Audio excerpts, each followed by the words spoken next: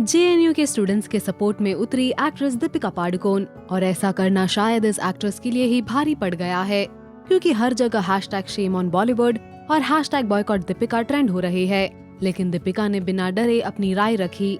JNU students के support में दीपिका ने दिया बड़ा बयान।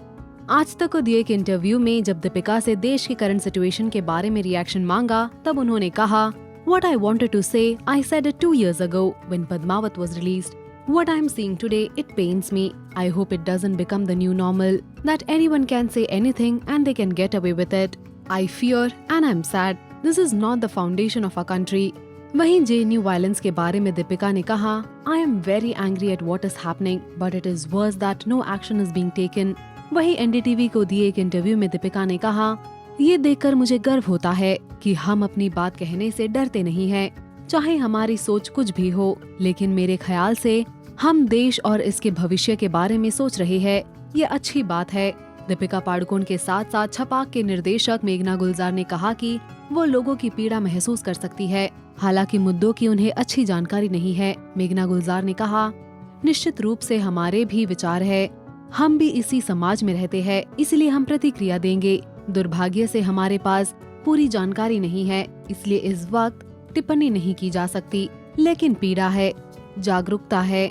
मैं उम्मीद करती हूँ कि अमन का माहौल बन जाए।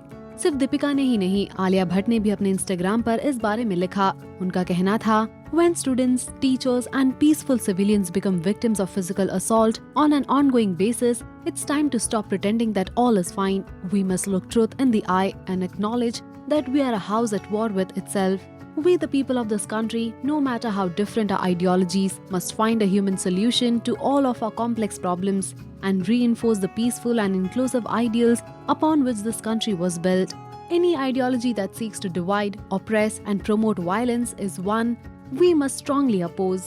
वरुण धवन ने भी किया रिएक्ट। उनका कहना था, cannot stay neutral on such issues. It's dangerous and sad if mass people enter an educational institution and all this happens.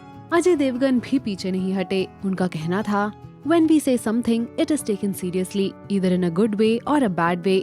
But till you are not well informed, you have no right to speak. I would say, we cannot add to the confusion. We need to know first, why is it happening or who is doing it? What is the agenda behind it? Till we don't know, we have to keep quiet.